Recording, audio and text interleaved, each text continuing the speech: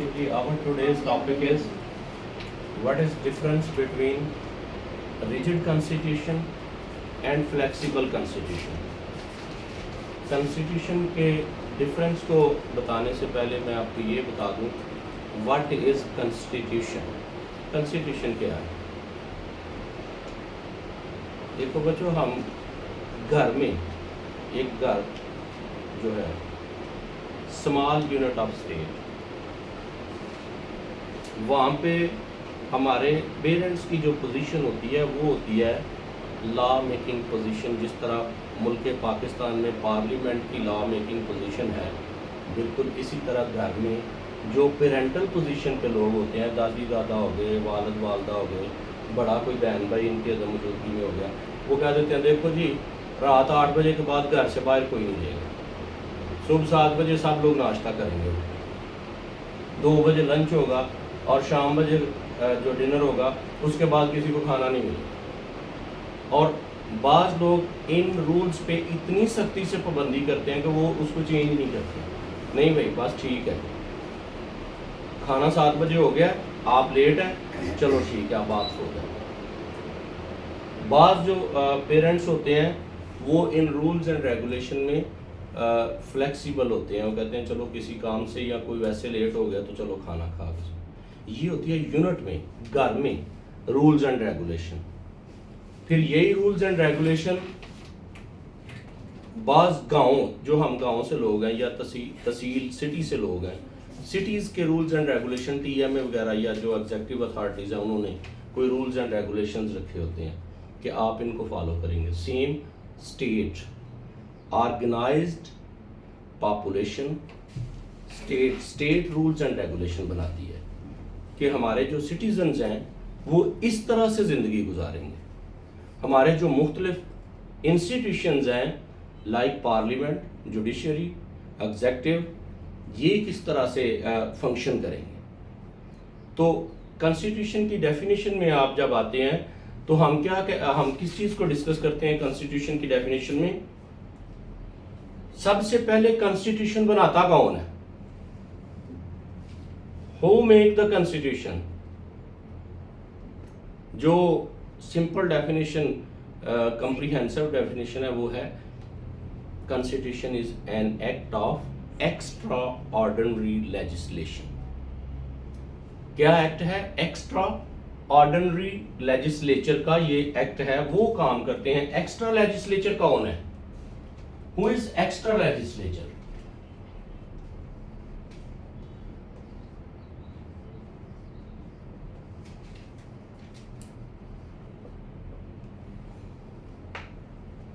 Legislature तो हो गई law making authority in every country. In Pakistan parliament. Who is extra ordinary legislature? वो body जिसको कॉन्स्टिट्यूशन बनाने की जिम्मेदारी दी जाती है उसको हम कहते हैं, जिसको कॉन्स्टिट्यूशन, लॉ नहीं, कॉन्स्टिट्यूशन बनाने की जिम्मेदारी दी जाती है उसको हम क्या कहते हैं? Extra ordinary legislature body. उसको हम क्या कहते हैं? गवर्नमेंट होगी ना? नहीं, एक्स्ट्रा ऑर्डिनरी लेजिस्लेचर जो है उसमें आपके मुल्क के मुमताज कानूनदान, मुख्तलिफ सेक्ट्स के जितने भी लोग हैं उनके हेड, इनको मिला के एक्स्ट्रा ऑर्डिनरी लेजिस्लेचर बनाई जाती है. तो एक्स्ट्रा ये it is an act of extraordinary legislation. Sir एक क्वेश्चन है, ये गवर्नमेंट के नुमाइंदे होते हैं जिनको इकट्ठा किया जाता है या सिविल पर्सन्स को भी इकट्ठा किया जाता है इसमें? सारे सिविल पर्सन. गवर्नमेंट का कोई भी नहीं होता. और इन सिविल पर्सन को सिलेक्ट कौन करता है? सेलेक्ट एक मुकम्मल बॉडी करती है. और वो बॉडी गवर्नमेंट ही. लेकिन उसमें ये अगर आप पार्शियली इम्पार्शियली वो बॉडी करते हैं सिलेक्ट, तो आपने हर सेक्ट के नुमाइंदे को, हर जो उलमा इकराम को उसमें शामिल करना है, उसमें कानूनदानों को शामिल करना है ताकि उसमें कोई सुकन ना रह जाए कॉन्स्टिट्यूशन में. Because constitution is the mother of all laws. Constitution क्या है? Mother of all laws. जहाँ पे भी रिटन कॉन्स्टिट्यूशन है वहाँ पे इसको बाईपास नहीं किया जा सकता over special laws. Special laws और कॉन्स्टिट्यूशन का जब भी क्लैश आएगा तो कॉन्स्टिट्यूशन जो है वो प्रिवेल करेगा, because it is a mother of all laws. इसमें एक्स्ट्रा ऑर्डिनरी लेजिस्लेशन है, इसमें करते क्या है? By which the people establish structure,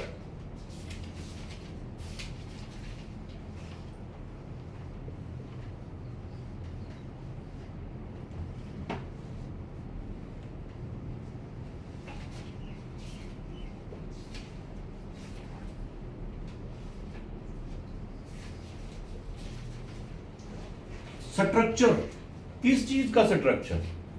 and mechanism of their government and in which they prescribe fundamental rules to regulate the motion of several parts. अब मुल्क के जो मुख्तलिफ अदारे हैं, गवर्नमेंट समेत, गवर्नमेंट के आर्गन समेत, उन्होंने फंक्शन कैसे करना है, उनका स्ट्रक्चर क्या होना चाहिए, उनमें मुख्तलिफ किस्म की जो अपॉइंटमेंट हैं, जो इलेक्शंस हैं, जो सिलेक्शंस हैं, वो कैसे होनी है, कॉन्स्टिट्यूशन में इस चीज को उन्होंने बताना होता है। रूल्स एंड रेगुलेशन सेट करने होते हैं कि कैसे ये अदारे फंक्शन करेंगे, इनका स्ट्रक्चर क्या होगा और इनकी ड्यूटीज और रिस्पॉन्सिबिलिटीज क्या होंगी, so that they can't interfere into other governmental organs affairs. Okay जी, अब आगे जी ये डेफिनेशन हो गई इसकी। नेक्स्ट आ गया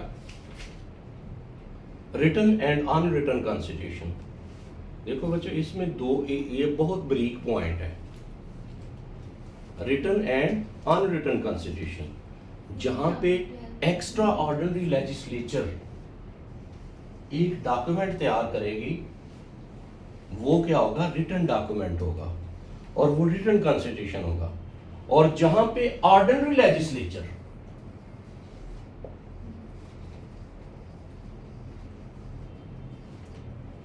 ordinary legislature means parliament rules and regulation बनाएगी, वो अनरिटन कॉन्स्टिट्यूशन होगा। ओके, बात की समझ आ गई? जैसे इंग्लैंड में वहां पे रूल्स एंड रेगुलेशंस तो मौजूद हैं, लेकिन वो रूल्स एंड रेगुलेशन पार्लियामेंट ने बनाए हुए हैं, तो हम उनको क्या कह सकते हैं? हम उनको कॉन्स्टिट्यूशन नहीं कह सकते और ना ही work of extraordinary legislature कह सकते हैं। सर एक क्वेश्चन है, उनका कॉन्स्टिट्यूशन अनरिटन है, Yes. तो उसको क्या बोलेंगे हम? जो जिस मुल्क में भी जो कॉन्स्टिट्यूशन है वो एक्स्ट्रा ऑर्डिनरी लेजिस्लेचर के जरिए बनाया जाएगा, एक डॉक्यूमेंट में आएगा, वो रिटन कॉन्स्टिट्यूशन कहलाएगा।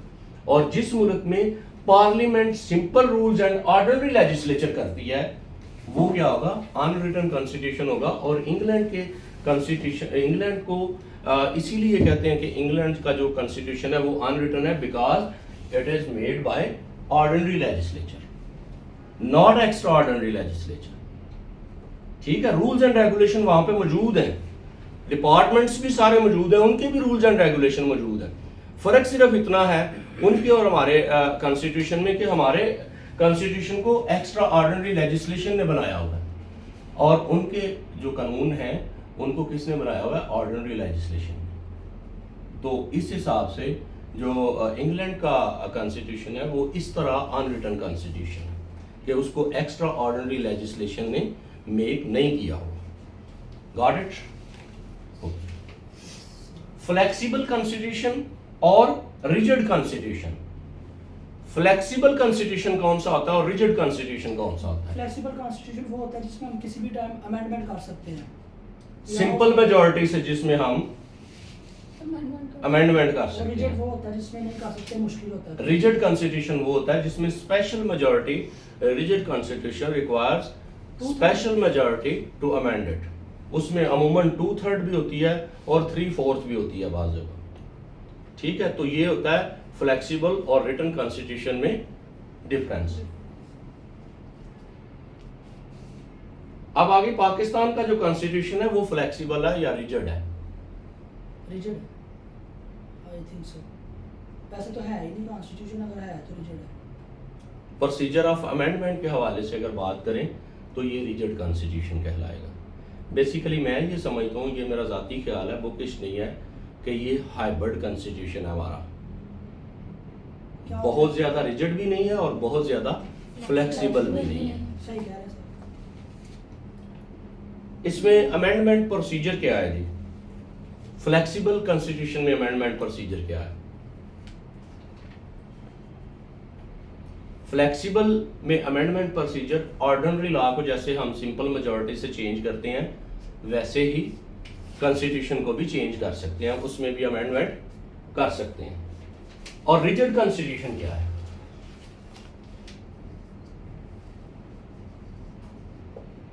रिजिड कॉन्स्टिट्यूशन को आपने स्पेशल मेजॉरिटी से अमेंड करना होता है। You required a special majority to amend the rigid constitution, not a simple majority. Simple majority बच्चों वो मेजॉरिटी होती है जिसमें आप अगर 100 कोई मेंबर हैं तो 51 मेंबर जो हैं वो आप अमेंड कर सकते हैं। लेकिन स्पेशल मेजॉरिटी होती है जैसे 2/3 मेजॉरिटी 76, 75, 76 आउट ऑफ 100, ये रिजिड कॉन्स्टिट्यूशन इस तरह का होता है।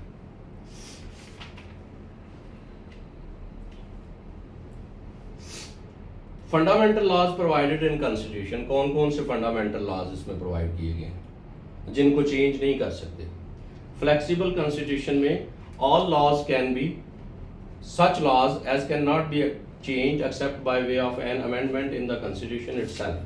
Rigid constitution में is one which is founded on fundamental written laws. आप इसमें rigid constitution में fundamental written laws जो हैं वो लिखे गए होते हैं। जैसे हमारे कॉन्स्टिट्यूशन ऑफ पाकिस्तान में 8 to 28 फंडामेंटल राइट्स हैं, लॉज हैं। उस ये तो लॉज में उनको हमने चेंज जब भी करना है स्पेशल मेजॉरिटी के जरिए करना है। सोवरेनिटी ऑफ लेजिस्लेचर,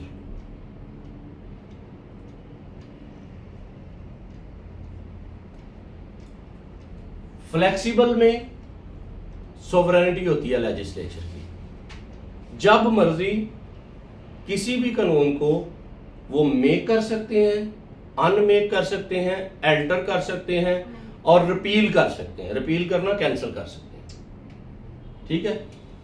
एक बात और ज़हन में रखें, जब आप बतौर लॉ स्टूडेंट जा रहे हैं तो टर्मिनोलॉजी जो है वो आपकी प्योर लॉ टर्मिनोलॉजी होनी चाहिए। You don't use cancel when we repeal. जब आप किसी चीज को खत्म करते हैं, किसी लॉ को खत्म करते हैं, तो इसके लिए स्पेसिफिक वर्ड है रिपील।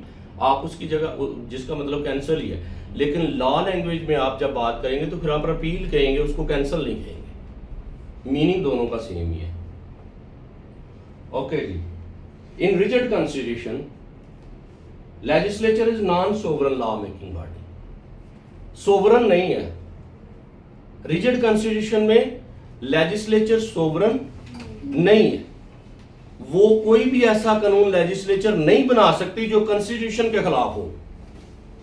बात की समझ आ गई है? हमारे मुल्क में भी लेजिस्लेचर जो है कोई ऐसा कानून नहीं बना सकती जो कॉन्स्टिट्यूशन के खिलाफ हो, जो कॉन्स्टिट्यूशन की किसी भी कॉन्स्टिट्यूशन के आर्टिकल के साथ क्लैश करता है, वो पार्लियामेंट जो है वो कानून नहीं बना सकती। और अगर वो पास करती है कानून तो वो सुप्रीम कोर्ट उसको उड़ा देगी। Power of the court, flexible constitution में किसी भी कानून को अल्ट्रा वायर करार दे सकती है जुडिशरी, और रिजिड में अल्ट्रा वायर करार नहीं दे सकती। उन्होंने उसके मुताबिक ही चलना है। जुडिशरी जो होगी उसने रिजिड कॉन्स्टिट्यूशन में अकॉर्डिंग टू लॉ चलना होगा। फ्लेक्सिबल में चीजें और आ जाती हैं, वो उनके पास डिस्क्रेशनरी पावर्स भी होती हैं। इसमें एग्जांपल्स हैं, US if the Congress contravenes any provision of the federal constitution the supreme court may declare it as ultra vires, therefore same process is adopted in Pakistan. In England, no court possess any power to question the validity of an act of parliament. उसमें parliament का जो constitution, British constitution है, उसमें आप नहीं कर सकते, contravention नहीं कर सकती जो parliament. Constitution of Pakistan is more rigid than flexible. Amendment procedure under article 239। अब आप लोगों ने पता है क्या करना है, कॉन्स्टिट्यूशन ऑफ पाकिस्तान 1973 का 239 आर्टिकल पढ़ना है। उसमें कंप्लीट प्रोसीजर बताया हुआ है कि कॉन्स्टिट्यूशन ऑफ पाकिस्तान में कैसे कैसे अमेंडमेंट्स होनी है। ब्रीफ जो है वो मैं आपको बता देता हूँ। कॉन्स्टिट्यूशन में 2/3 मेजॉरिटी के साथ बिल पास होगा नेशनल असेंबली से। बिल अगर नेशनल असेंबली से ओरिजिनेट होता है तो 2/3 मेजॉरिटी पास करके उसको किसके पास भेजेगी, सेनेट के पास भेजेगी, जो कि हमारा अपर हाउस है पार्लियामेंट का। वहाँ से वो पास होके अगर वो 19 डेज के अंदर पास हो जाता है तो ठीक, नहीं तो वो बिल जो है वो वापस आ जाएगा। अगर पास होता है तो वो बिल कहाँ पे जाएगा, प्रेसिडेंट ऑफ पाकिस्तान की एसेंट के जब उसकी परमिशन मिलेगी, और अगर वो परमिशन दे देता है तो वो क्या बन जाएगा, एक्ट ऑफ पार्लियामेंट। इसके बाद आ गया जी, parliament of Pakistan is not sovereign. Pakistan का चूंकि कॉन्स्टिट्यूशन रिटन है, इसलिए रिटन और रिजिड कॉन्स्टिट्यूशन में पार्लियामेंट सोवरन नहीं होती है। क्यों नहीं होती है? वो कोई भी ऐसा पार्लियामेंट एक्ट नहीं कर सकती जो कॉन्स्टिट्यूशन के अगेंस्ट हो, जो कॉन्स्टिट्यूशन से क्लैश करता हो। Power of superior courts. आप देखिए हमारे मुल्क की जो पार्लियामेंट है, अगर कोई लॉ बनाती है तो वो लॉ कॉन्स्टिट्यूशन के खिलाफ है, तो सुपीरियर कोर्ट्स के पास ये पावर मौजूद है कि वो उसको चेक करेंगे कि अगर वो कॉन्स्टिट्यूशन के अगेंस्ट होगी, कॉन्स्टिट्यूशन के किसी आर्टिकल से क्लैश करती होंगी, तो कोर्ट उसको क्या करेगी, रिपील कर देगी, उसको एक्ट को, उनके एक्ट को डिसमिस कर देगी कि ये कानून नहीं बन सकता, because constitution of it is with clash with the constitution of Pakistan. Advantages and disadvantages of flexible and rigid constitution. Flexible constitution के एडवांटेजेस में आप सिंपली लिख सकते हैं कि जब भी वक्त हाजिर की जरूरत के मुताबिक आप किसी भी वक्त इसमें जो है वो अमेंडमेंट कर सकते हैं, और as compare to rigid constitution की जहां तक हम बात करते हैं तो उसमें हम स्पेशल मेजॉरिटी के जरिए अमेंडमेंट कर सकते हैं। उसमें हम वो फ्लेक्सिबल नहीं है, उसमें ये प्रॉब्लम है कि उसके वो अगर ज़रूरत पड़ती है लॉ बनाने की तो उसमें हम बहुत जल्द अमेंडमेंट नहीं कर सकते, वो प्रोसीजर रिक्वायर्ड होता है, और बाज़ औक़ात गवर्नमेंट के पास वो रिक्वायर्ड मेजॉरिटी नहीं होती है। जो कॉन्स्टिट्यूशन फ्लेक्सिबल कॉन्स्टिट्यूशन है, ये written laws, fundamental written laws इसमें होते हैं, और जो रिजिड कॉन्स्टिट्यूशन है इसमें all laws can be altered by the same machinery. Legislative assembly में properly be called constituent assembly. अब एक बात मैंने आपको यहाँ पे, ये एक्स्ट्रा ऑर्डिनरी जो लेजिस्लेटिव है ये कौन करता है, कंस्टिट्यूएंट असेंबली। और देखें ये ऑर्डिनरी लेजिस्लेशन कौन करता है, पार्लियामेंट। बात की समझ आ गई?